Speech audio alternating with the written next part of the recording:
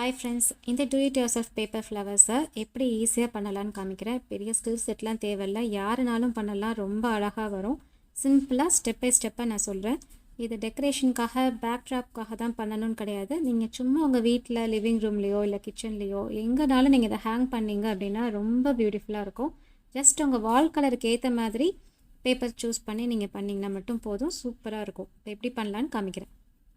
So first ஸ்டெப்பாக ஒரு நார்மலான ஒரு பேப்பர் எடுத்துக்கோங்க. ஸ்கொயர் ஷேப்பில் கட் பண்ணி எடுத்துக்கோங்க அந்த பேப்பரை. இப்போ ஹாஃபாக ஃபோல்ட் பண்ணி ஒரு கார்னரில் இந்த மாதிரி கர்வ்டாக கட் பண்ணிக்கோங்க. ஒரு சிம்பிளான ஒரு கர்வ் மட்டும் போதும், ரொம்ப டீப்பாக கட் பண்ணணும்னு அவசியம் இல்லை. இப்போ ஓப்பன் பண்ணி பார்த்தீங்க அப்படின்னா இந்த ஷேப்பில் இருக்கணும். கீழே ஒரு வி ஷேப்பில் இருக்கும், மேலே வந்து ஒரு டோம் மாதிரி இருக்கும்.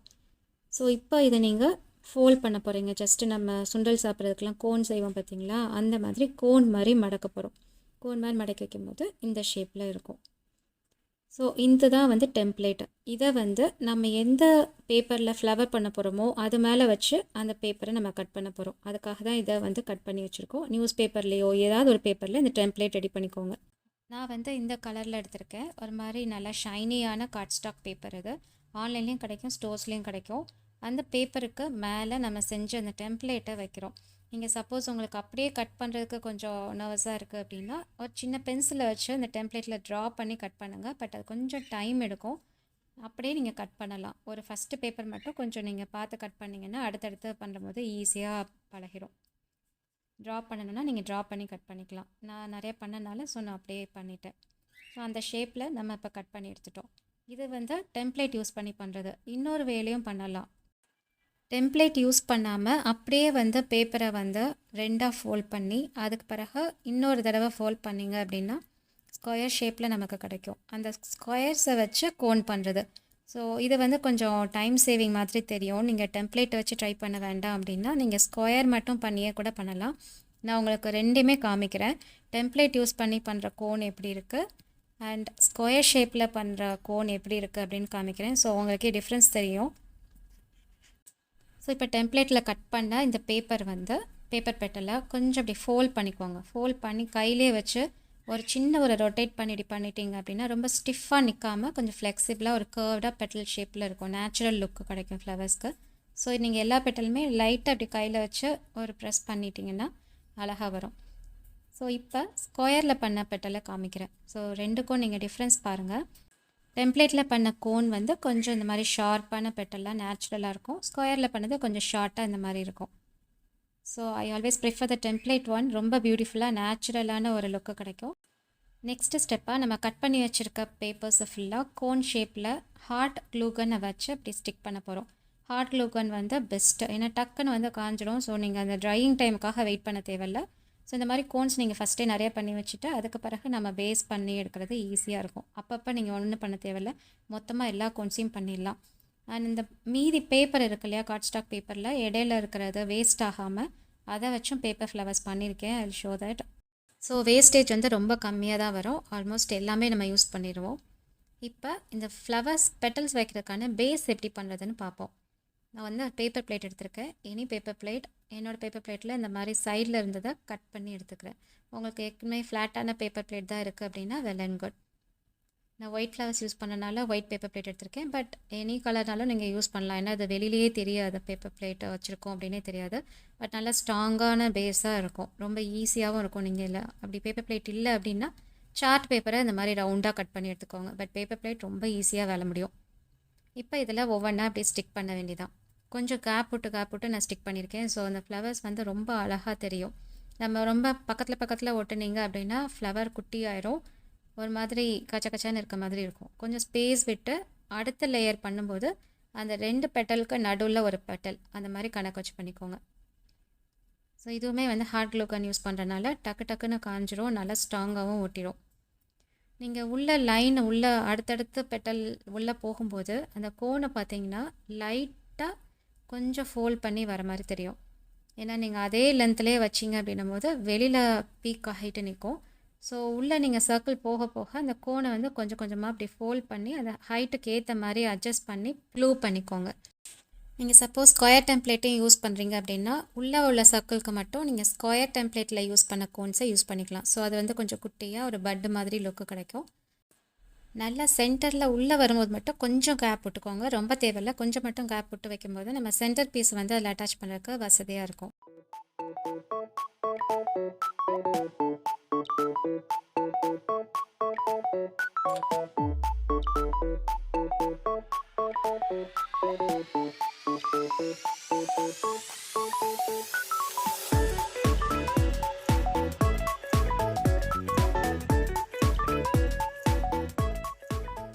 ஸோ இப்போ சென்டரில் ஸ்கொயரில் பண்ண பெட்டல்ஸையும் அட்டாச் பண்ணிவிட்டேன். இப்போ ஒரு கை விடுற அளவுக்கு நடுவில் கேப் இருக்கிற மாதிரி இருந்தால் போதும். இப்போ சென்டர் பீஸ் எப்படி பண்ணலான்னு பார்த்துருவோம். நான் வந்து கோல்டு ஃப்ளவர்ஸும் சேர்த்து பண்ணுறனால அதில் உள்ள பேப்பரை இதுக்கு யூஸ் பண்ணிக்கிறேன். கோல்டு ஃப்ளவருக்கு ஒயிட் பேப்பர் யூஸ் பண்ணிக்கிறேன். ஸோ கான்ட்ராஸ்ட்டாக அழகாக இருக்கும். ரெக்டாங்கிள் ஷேப்பில் கட் பண்ணிவிட்டு சின்ன சின்னதாக அந்த மாதிரி ஸ்ட்ரிப்பு மாதிரி ஃபுல்லாக கட் பண்ணிடாதீங்க. கீழே பாட்டமுக்கு சின்னதாக கேப் விட்டு சின்ன சின்னதாக இந்த மாதிரி ஷார்ட்டாக சாப் பண்ணி வச்சுக்கோங்க. அப்புறம் அது ரோல் பண்ணணும். ரோல் பண்ணுறதுக்கு முன்னாடி லைட்டாக அந்த மாதிரி ஃபோல்ட் பண்ணி வச்சுக்கிட்டிங்க அப்படின்னா அது ஸ்டிஃபாக நிற்காமல் ஃபோல்ட் பண்ணும்போது ஒரு அழகாக இருக்கும், விரிஞ்சு தெரியும். ஸோ நல்லா இப்படி ஒரு விரலை வச்சு நல்லா ரோல் பண்ணிக்கோங்க. ரோல் பண்ணிவிட்டு திரும்ப மேலே வச்சு ஒரு சின்னதாக ஒரு ப்ரெஸ் பண்ணிங்க அப்படின்னா நல்லா அப்படி விரிஞ்சு உள்ளே உள்ள அந்த ஃப்ளவரோட சென்டர் பார்ட் வந்து ரொம்ப அழகாக தெரியும். இது வந்து ஒரு 4 to 5 இல்லை 5 to 6 வரைக்குமே கூட தேவைப்படும். சென்டரில் நீங்கள் வந்து எவ்வளோ ஸ்பேஸ் இருக்குதோ அந்த ஸ்பேஸை ஃபுல்லாக ஃபில் பண்ணுற அளவுக்கு இதை வச்சுக்கோங்க. ரொம்ப நிறையாவும் பண்ணணும்னு அவசியம் இல்லை, கரெக்டாக உங்களுக்கு ஸ்பேஸ் அளவுக்கு பண்ணிக்கோங்க.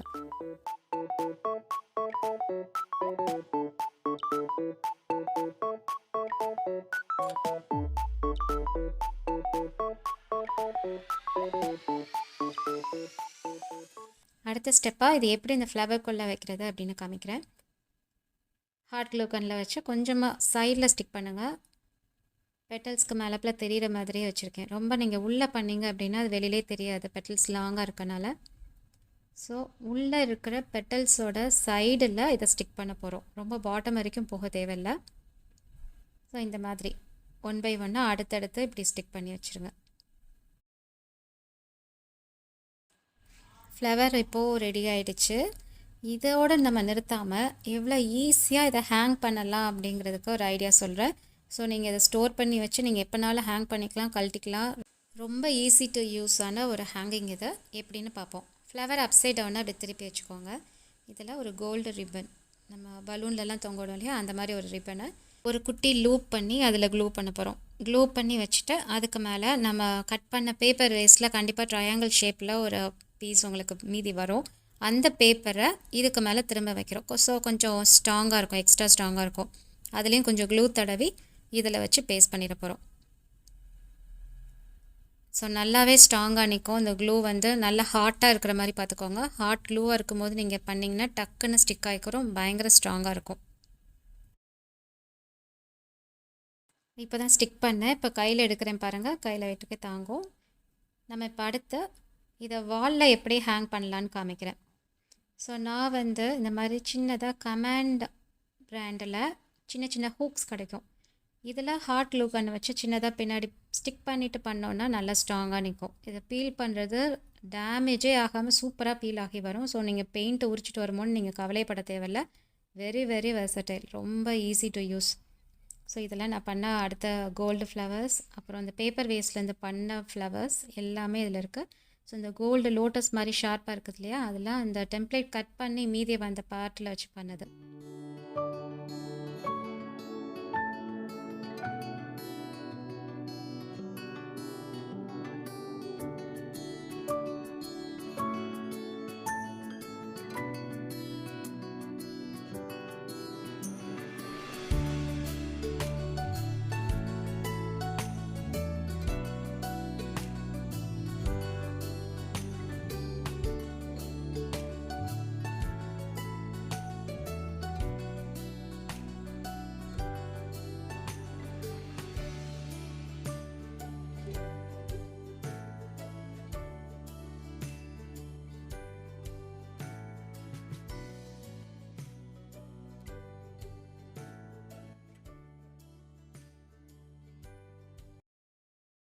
இந்த ஃப்ளவர்ஸ் செஞ்சு பார்த்துட்டு உங்களுக்கு எப்படி வந்தது அப்படின்னு எனக்கு கமெண்ட் பண்ணுங்கள். I'll be very happy to see. Thank you so much for watching. See you in the next video.